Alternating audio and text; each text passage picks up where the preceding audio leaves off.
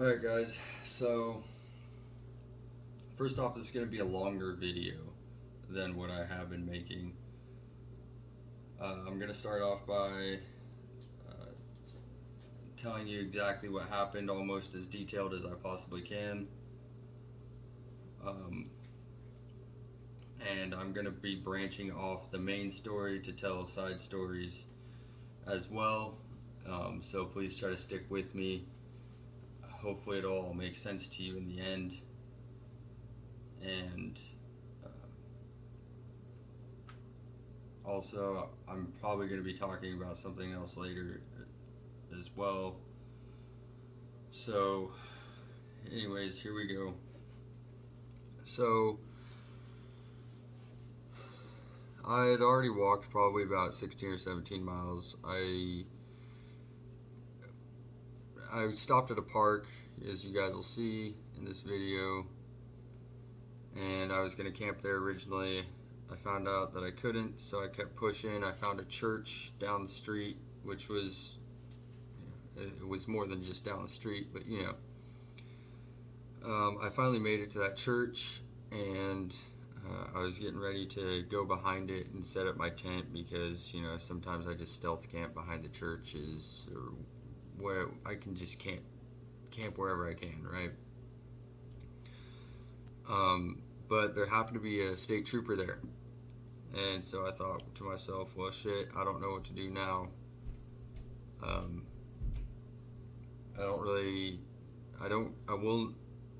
I don't sleep in towns or cities unless I absolutely have to, or I'm in a hotel. And the reason for that is because I don't know if they have a homeless population, and if they do, how their homeless population is. I don't know how dangerous the city is or the town is. I just, there's numerous reasons that I won't do it. Normally I'll either camp out somewhere before the town or after the town. And from everybody I've talked to that has done this as well, which is at least one person who's walked across America, that's what their recommendation is as well, because that's the most safe thing you can do.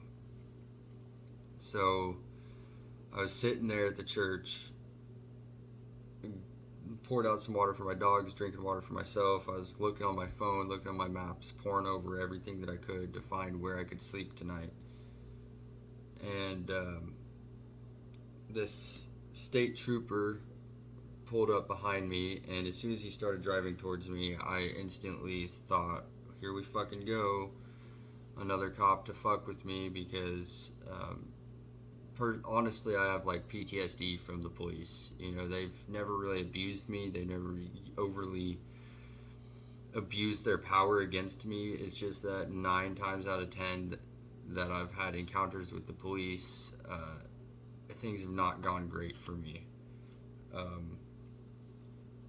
So I normally, every time I have an encounter with the police, I start to have side effects of PTSD. Like, I have flashbacks to prison. I get all anxious and shaky and nervous, and I can't articulate my thoughts or sentences very well at all. But this time it was different. The cop pulled up to me, and all he said to me was, "Hey, do you need some water?" And I said, "No, I got plenty of water, thank you." And by the way, if you are a cop watching this, this cop right here is who you should live up to be. This is the perfect example of serve and protect the community. This is how all police should conduct themselves, professionally and in a courteous way, because I know how I look walking around with my dirty sweatshirt, my backpack, and my stroller with 2 dogs. I know what I look like. I know I look like a homeless bum. I know that most cops that see me probably think, oh, look at this fucking tweaker, or this fucking drug addict or whatever. They think that I'm just some piece of shit, probably.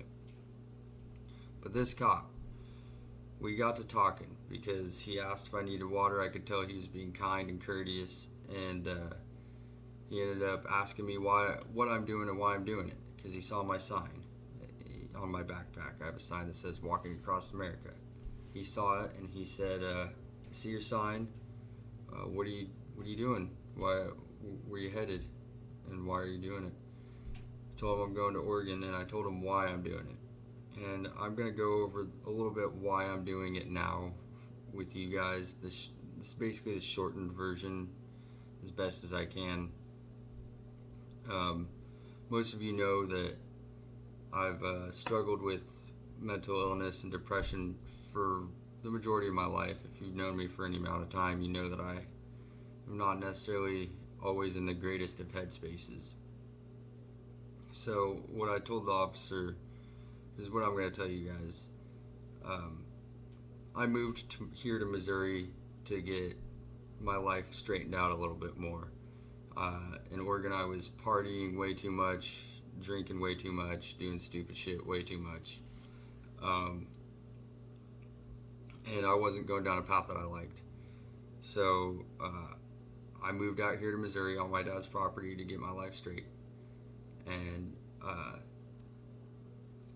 I was back in October, and my life is pretty straight, basically. I don't do any drugs, I don't drink anymore, I don't smoke cigarettes, I don't smoke weed or anything like that anymore.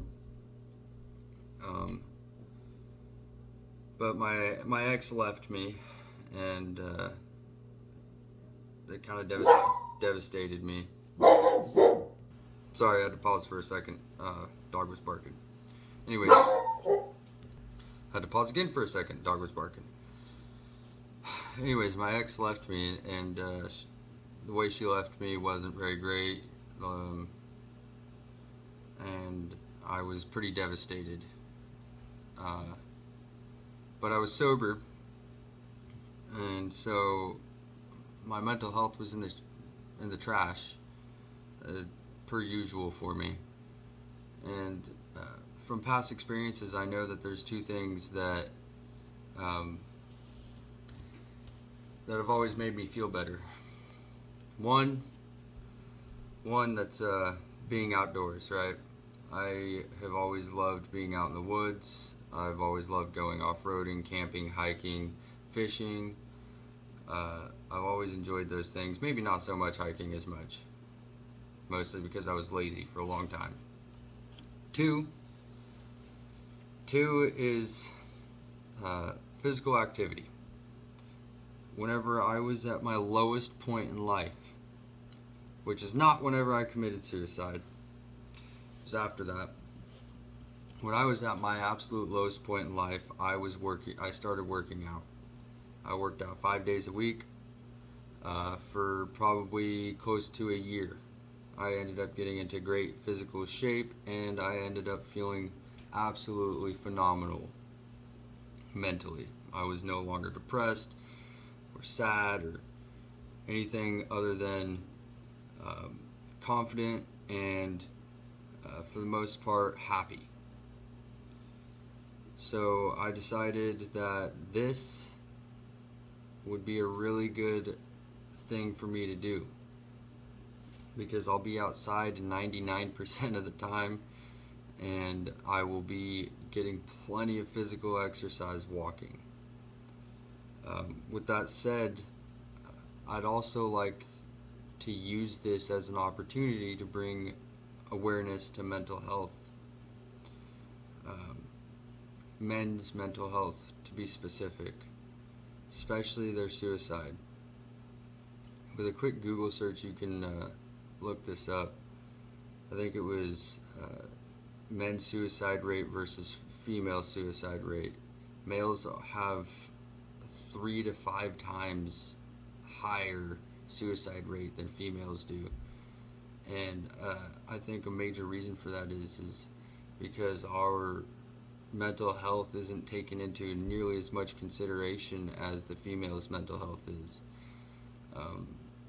Not that I'm going to not that I'm bashing feminism or anything, because God forbid I do that. That would be a war that I don't want to start. But I think that with the way our world is going, as far as how feminism is coming into effect, and we are focusing more on females, we are forgetting to also focus on males. I think there needs to be a healthy balance. We can't just focus on one thing and not the other. That's like if you have a kid that you were raising and unexpectedly you had another kid, so you stopped raising the first kid and started raising the second kid that you just had because you started forgetting about the other kid. That's probably not a great analogy, but whatever. It's the best I got off the top of my head, guys. Sorry. I don't really plan these videos. I don't script them. This is all just off the top of my head. So, anyways, now that I've gotten all that out of the way, and I'll do a full story on the reason that I'm doing this later, not today, or maybe tomorrow, probably not, maybe my next hotel visit, who knows. But moving on. So the reason that I told the cop that was because he wasn't asking me these questions to get me to incriminate myself. He was genuinely curious, I could tell, and he was being non-judgmental. And you know, after I told him why I'm doing it, he said thank you, actually. And that caught me off guard, actually. It took me back a little bit. And I said, you're welcome. And he said, well, where are you going to stay tonight? And I said, I don't know. I was just looking at that. I said, I didn't lie. I'm not going to lie to him. I said, I was planning on staying at this church, but you were here, and there's a motorcycle here, and I don't know if there's anybody here I can ask or not. I don't know where to go. Do you know anywhere that I can go that would be... Sorry. God, I'm tired. Do you know anywhere that I can go that would be acceptable, you know, where I'm not going to be a nuisance to anybody or be breaking any major laws or anything like that? He said, are you looking for like a shelter or something? I was like, well, you know, I got my 2 dogs. He obviously knew that. He said, well, we can contact this church. They might have a room for you or something. And he called his coworker over, and now this cop, this trooper, the state trooper, I didn't catch his name, but I did see that he was a master sergeant. He's a master sergeant in let's see, these 2 counties here, the Vernon and Barton counties. He is a master sergeant in Vernon and Barton counties, and he's a Missouri state trooper, state highway patrol. This is the best experience I've ever had with any police officer ever, and I honestly think that this is how every police officer should conduct themselves and behave themselves, because he was non-judgmental. He wasn't trying to get me to incriminate myself, and he was just genuinely curious about what I'm doing and why I'm doing it, and he just genuinely wanted to help. He contacted his coworker, another state trooper. He's a corporal, and he asked about a church. There's churches in this town, or in most towns, I don't know. They'll put people up in hotel rooms for specialized reasons. I don't know what, but they tried to contact them to get me into a hotel room or something, but they were unable to get a hold of somebody to do this, which was unfortunate. And I thought I was going to be... Oh, good Lord, man. Sorry. I thought I was going to be shit out of luck, of course, again. But then they decided that they were going to do something very special and amazing, and I didn't know that they were even capable of doing. They pulled out a Salvation Army voucher, and I guess what this is it's a voucher for a hotel room for one night, and it covers up to a specific dollar amount. I don't know how much, but fuck, man, I'm sorry about my yawning. I'm really I don't know what if you can't tell from my eyeballs, they look pretty red, bloodshot, and glossed over. I kind of look stoned, to be honest, even though I haven't smoked weed since October 8th. So, anyways, tired. Sorry, guys. Anyway, so they have these vouchers, and they decided that they were going to use a voucher for me. And I assume that these vouchers are honestly saved for special needs, or special cases, like a family whose house burnt down, or somebody who got into a car accident, or something that is absolutely far more necessary for them to use on than me. But they decided that they were going to use a voucher on me so that way I could have a place to stay tonight and take care of a few of my things that I didn't get to take care of in El Dorado Springs, where I was before. And so they sat down with me. We filled out this form, because these vouchers are on a piece of paper about the size of this chicken packet here, a little bit bigger. And they have all this information you need to fill out: your name, social security number, your address, things like that. And then they took the voucher.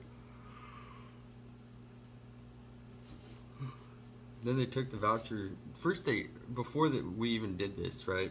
Because the voucher can only cover up to $150, I found out. So before they even did this, they called whatever the hotel is next to me and asked if they accepted pets, and they asked how much the deposit would be per pet. And after they found out that would be too expensive, they called another hotel and asked them how much it would be per pet and if they accepted pets. And they just went above and beyond to help me, a guy who's just walking across the country that they don't know, and I don't have any cult following on social media. They didn't know I was going to be coming through. They're just looking out for an average American citizen, average Joe guy, which is how the police and anybody in law enforcement should absolutely act. Should they help every person? Probably not. But should they try to? Yes. Anyways, so they ended up finding out Super 8 accepted dogs and was going to be under the price of what the voucher would cover. And so they offered me a ride. We were, at this point, I was still a little more than 3 miles away from the hotel. They offered me a ride to the hotel. I absolutely will not take a ride unless it's a medical emergency, just so you guys know. So I declined the ride. But they said that they were gonna, one of them, the original state trooper that I spoke to, he shook my hand, told me to have a good day, and he went back about his business, doing what he was doing. That was the Master Sergeant. Man, I really wish I would have caught his name. I'd like to give him a shout out. I'm going to give his co-worker a shout out here. He's the one who took the voucher, did all the legwork for me. He's the one who did all the phone calls. He's the one who filled out the voucher. He's the one who he took the voucher to the hotel and set it up for me at the hotel. So that way, whenever I got to the hotel, I didn't have to do anything, and they were expecting me. This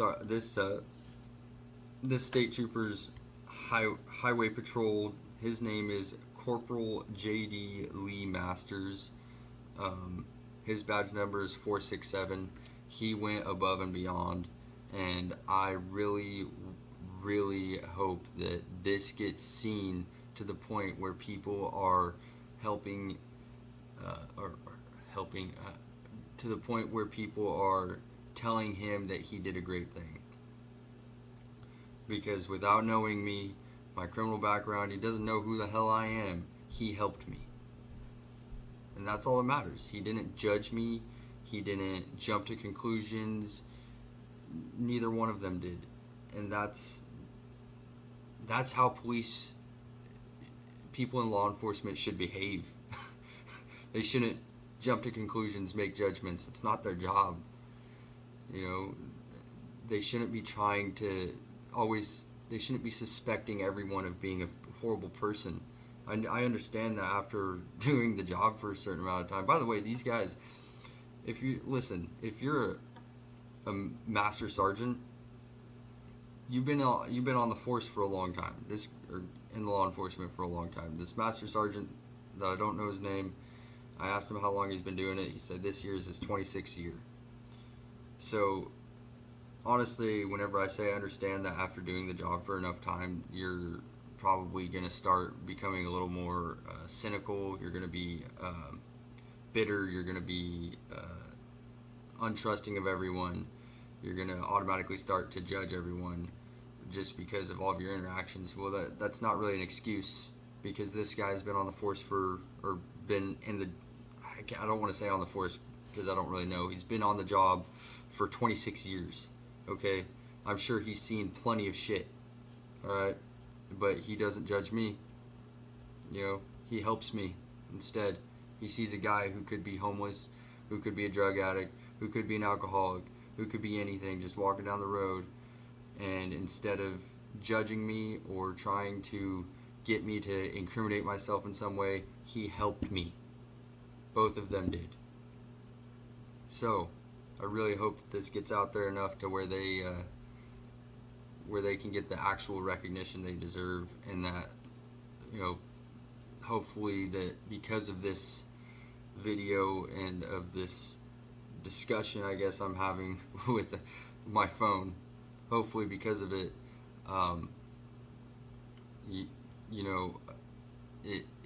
it sets an example for other police or people in law enforcement out there. Because, you know, I've done the math on this before. There's like something like 80,000 cops, 80,000 people in law enforcement in America, right? And if there's only, Dutch, please shut up. There's only a small, shut up. If there's only a small percentage of police, you know, if there's only a small percentage of police that are bad, that's still a pretty big number, you know. So was it like if there's 10% of the police that are bad out of 80,000, that's still 8,000 police out there that are bad apples, you know. And I'm sure the number of bad police officers out there is probably higher than 10%. No offense, but really we should just do a better job at who we let become a police officer. It should involve far more than just a background check and going through the academy. It should involve a lot more psychological evaluations, in my opinion, but I'm just a humble citizen. I don't really know that much about what they have to do, to be honest, but I do know, I've said in a previous video that I've read somewhere that 4 out of every 10 police officers are psychopaths, which is actually a trait desired by police, because if you're a psychopathic police officer, it means that you honestly, you just lack empathy, and that means that it's easier for you to do your job, honestly, and ultimately. You can look deeper into that. It's actually a fact. Um, anyways, so after the cop, the police officer, or the state trooper, sorry, after the state trooper left me, he came here to this Super 8 motel, and he set things up for me so that way they were expecting me whenever I got here. And I started walking my merry ass all the way down here. It took almost everything I had in me to get here, because I was already done for the day. I was beat, and I was in so much pain, and it was just a long day. But on my way here, he actually drove back by me, stopped in the road to tell me that they were expecting me and everything was set up and we were good to go. And that was amazing too. So these officers went out of their way multiple times to help me. It's just it's not something that happens every day, guys. And that's why I'm making this video, and that's why it's such a long video. I'm sorry for how long it is. If you don't like that, then you don't have to watch the whole thing. It's just, it is what it is.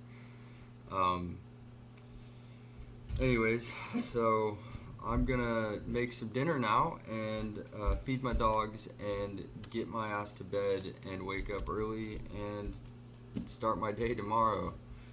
I do want to touch on some stuff probably tomorrow.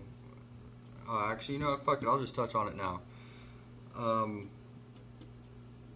So, as you guys know, Dutch's his paw has a really bad raw spot. Well, it wasn't a really bad raw spot, but it's been getting worse and not better. And I don't know what to do. I took him to the vet. They didn't really give me much information. I asked, like, hey, how do I care for this? How do I treat this? We're walking across the country. I don't know what to do. They just seemed like they didn't want to deal with me, honestly, all that much, even though they gave me a really good price on some antibiotics, and they looked at it and they gave me a really good price on their, what do they call it, Vetprofen. They did help in that aspect, but they didn't tell me how to treat it. They didn't tell me if I should keep him off of it for a couple of days. They didn't give me really any advice, but above all else, I care about my dogs more than anything. I will absolutely quit this journey for a temporary time in a heartbeat for my dogs. If it's coming down to my dog's safety and health, I'm not going to keep going, because my dog matters far more to me than I matter to myself.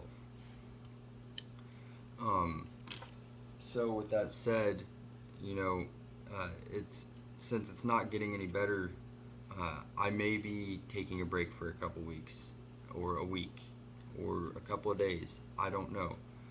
I'm playing it by ear right now. If things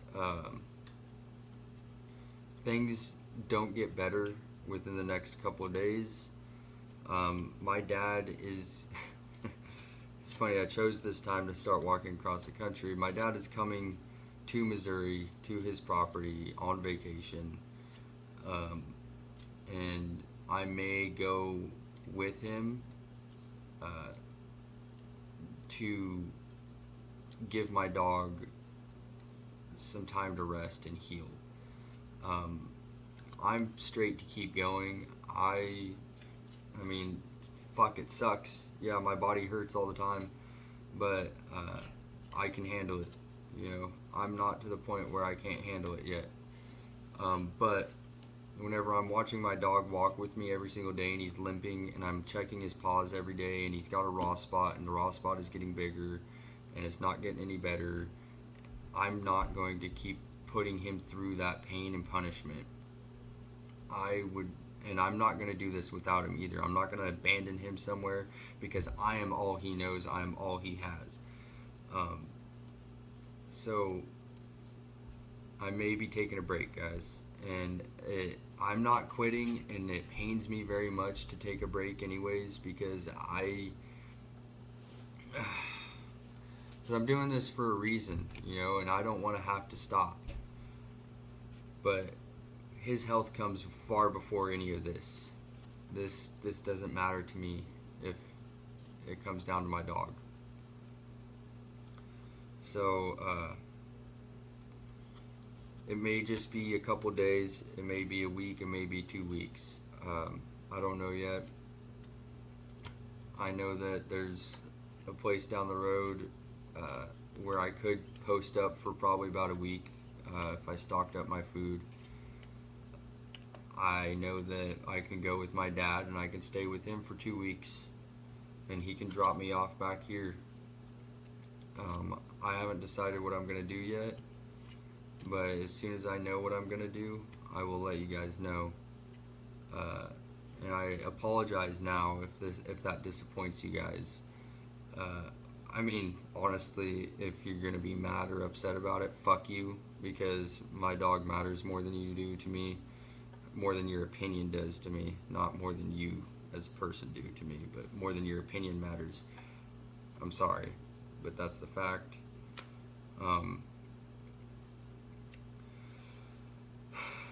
So that's all I got for now, guys. I am sorry. I am very thankful to these police or these state troopers that helped me today. And now I'm going to make some dinner and some food for my dogs.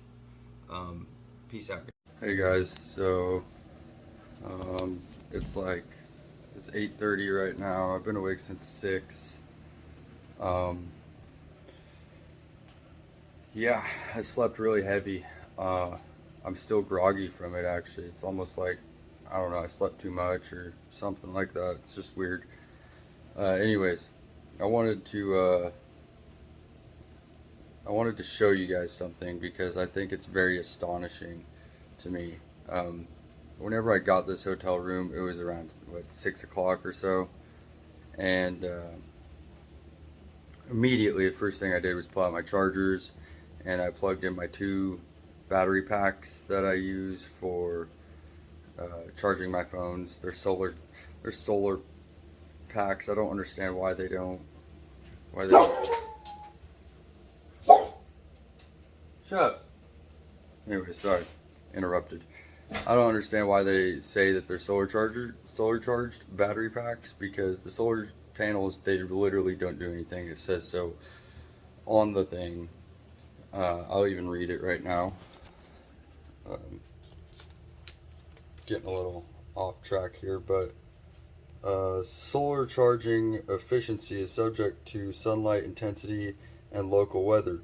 Limited area makes the solar charging not powerful enough to change the displayed number. So, in other words, it doesn't do anything. So, what's the point of it? It doesn't, I've had it be really sunny out, and this thing is dead. And I plugged my phone in, and it literally didn't charge it at all. And it was in the direct sunlight, and it was doing nothing. So I don't understand why they claim it's a solar charged battery pack. Anyways, back to the point. The point is I plugged them in last night at about 6. That was the first thing I did whenever I got in here, because I know they take forever to charge. It has been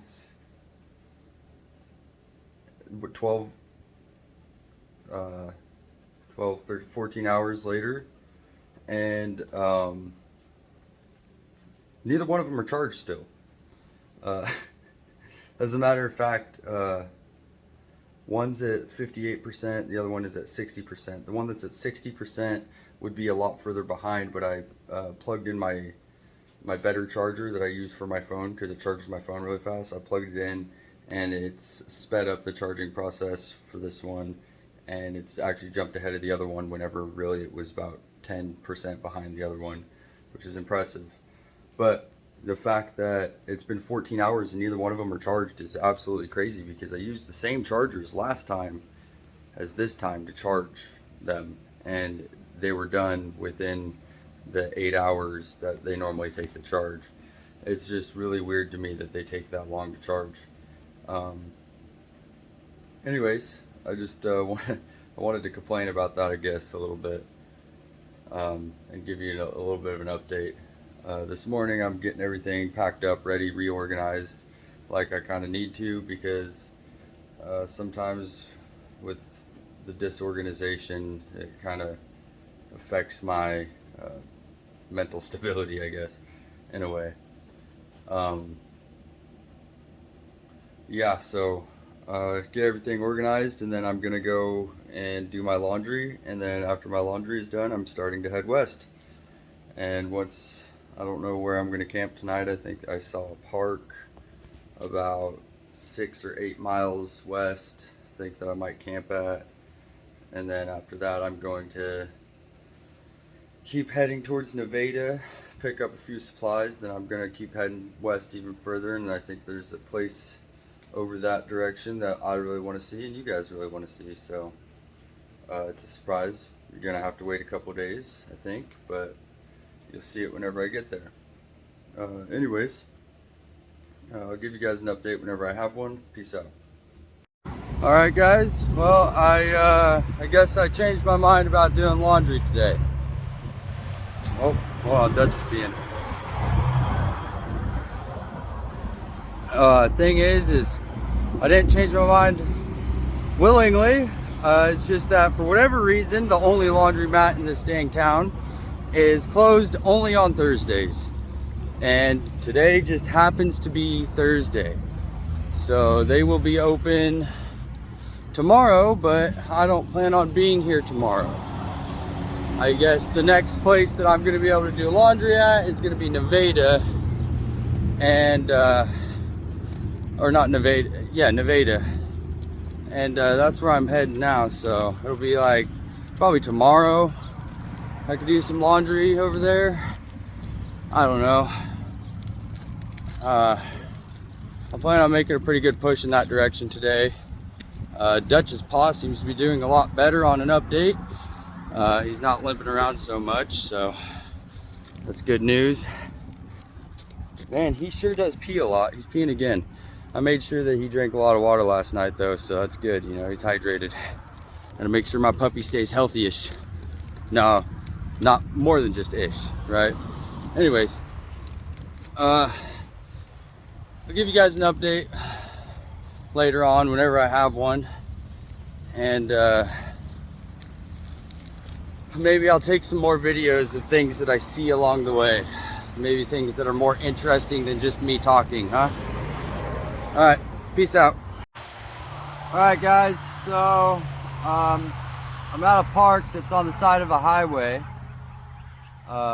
It's kind of like, honestly, in my opinion, a really weird spot for a park, but it's a good little resting point. It's about 8 miles from the hotel that I was at, which is, I made pretty good time, because it's almost 2 o'clock now, and I left at 11.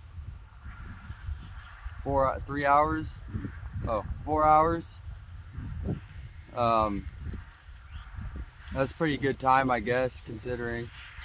I just kind of wanted to show you guys this random weird park for a second.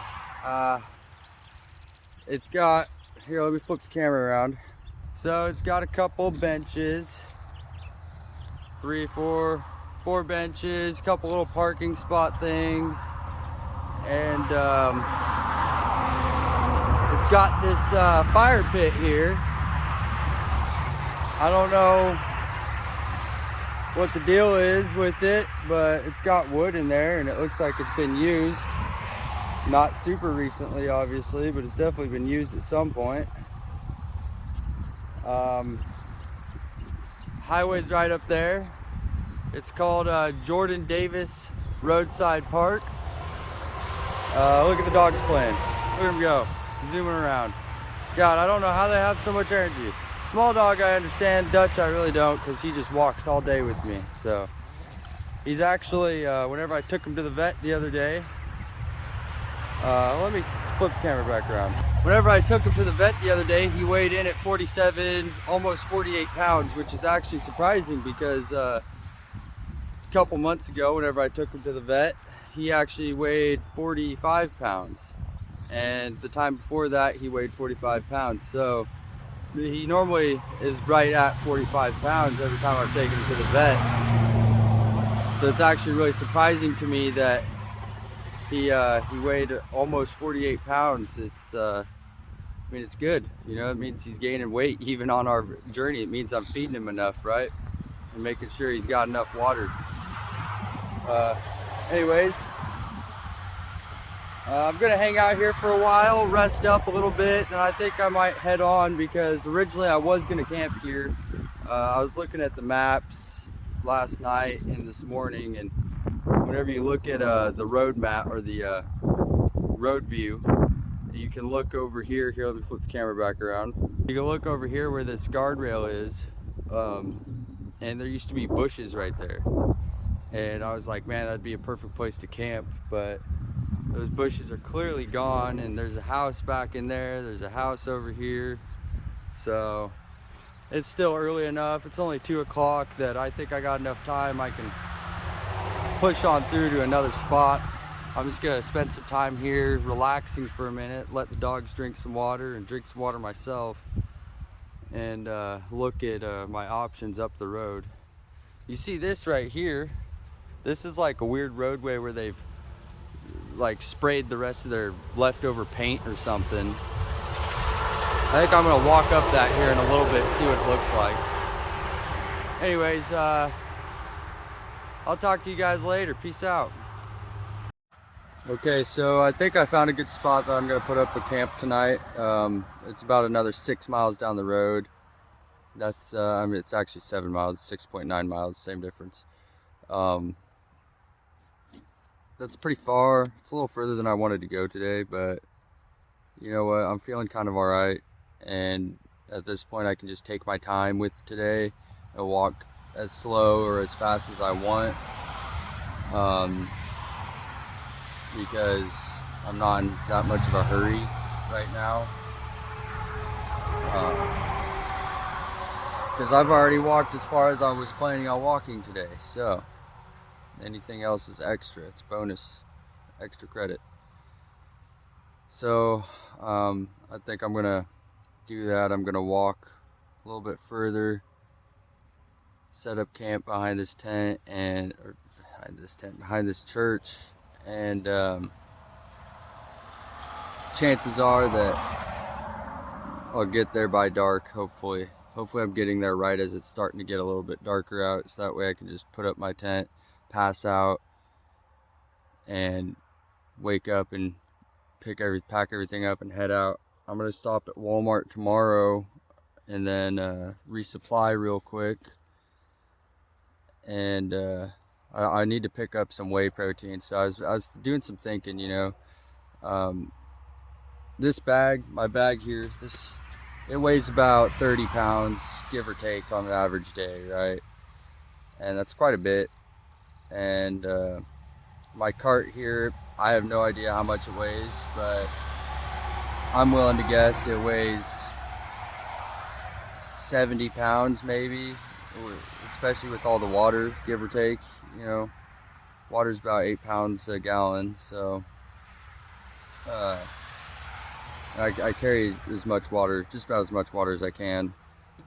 So, and then that's not including small dog either. You know, I put small dog in there too. And so I'm burning a lot of calories, and hopefully, you know, I'm burning more calories than I am eating, which I'm pretty sure I am, because, you know, I don't really eat all that much. I eat every day. I try to eat 2 to 4 mandarin oranges.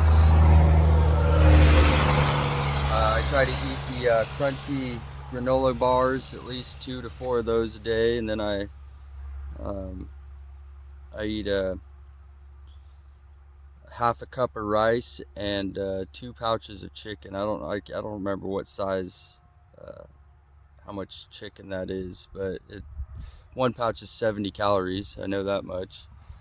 So yeah, I'm not really consuming that many calories every day, but the thing is I need to put more protein into there, right? I need to add more protein to that diet plan, because protein is really the building blocks for your muscles. And if I want to have strong muscles like I need to push this cart and to carry my body with my legs, then I need to consume a lot more protein. So I plan on getting some whey protein at that Walmart, and a lot more chicken pouches. And yeah, then I think tomorrow, after I resupply, I'm gonna head on west further. I'm not gonna really dilly-dally around. I'm just gonna keep on moving as much as I can. Starting to try to get into a rhythm of things, and kind of work around my pain a little more. Anyways, I'm gonna start walking here in a minute, so I'll give you guys an update whenever I got one. All right, peace out. So I didn't make it very far at all from my last video. Here, I'll show you. Hold on, flip the camera around. Yep, not far at all, huh? Anyways, let me flip the camera back around and explain something to you real quick. Some of the weird stuff that I see all the time, and stuff that I hate to see all the time, is trash. I see a lot of trash. Dirty diapers, people leave those everywhere for some reason. But a couple of the weird things that I think I see the most weird, especially being somebody who is mechanically inclined, and I do a lot of wrench turning, at least I used to, on cars and whatnot, and I enjoy doing that stuff. So whenever I'm walking down the side of a road, I see this more often than you would think. I see, let me show you, I'll flip it over. This one is different. I see these. This right here is a oh, this one's a fuel filter, so this one isn't as big of a deal. It smells fresh too. I can smell it. It smells like diesel, real bad. This one's a little fresher. It's new. It seems like it's still got quite a bit of diesel in there. Looks like a Monster Energy drink. Anyways, but I see a lot of that one's a fuel filter, but I see oil filters a lot. Now if I see an oil filter on the side of the road, I know somebody had a really bad day, because that means that their oil filter probably rattled off because somebody did their own oil change. They didn't tighten their oil filter down enough, and over time, or even maybe they just don't do oil changes often enough. I guess that could be a thing. Over time, their oil filter rattled loose. So if that's the thing that happened, and their oil filter rattled loose and came off their car, that means that all their oil got pumped straight out of their car and onto the ground.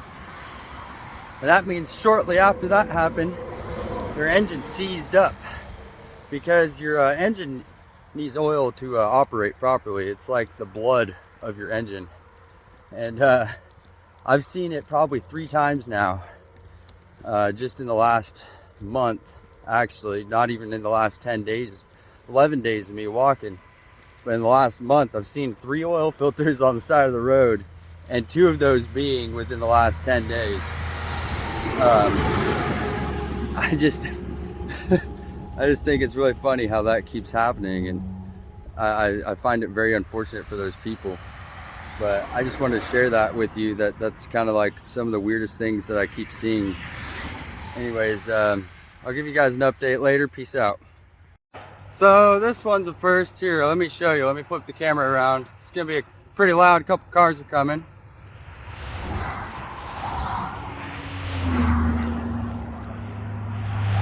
Okay, let me flip the camera around now. So I just wanted to show you what the heck the small dog is doing. He's just hanging his head off the side. He's upside down. He never does that. This is the first time he's done that. I think it's the funniest thing. Look at him. What is he doing? He looks like a cute little baby in there. Alright, anyways, guys. Give you an update later. Peace out. Alright, guys. So, I'm in this hotel room, and I was just taking my boots, socks and boots off. Boots and socks. Boots and socks. Yeah, that's, yeah. Anyways, I was just taking those off, and bear with me. My feet are kind of ugly. Especially right now. I just want to show you guys this. I don't know what the fuck is going on or why it's happening, but took my socks off, and I saw a little bit of blood coming out of the side of my toe. It's dried now, but it was definitely bleeding at some point for some reason. And I looked at my socks. I don't see, oh yep, there's a little bit of blood on my socks. I didn't even feel it. Here, I'm gonna flip the camera back around.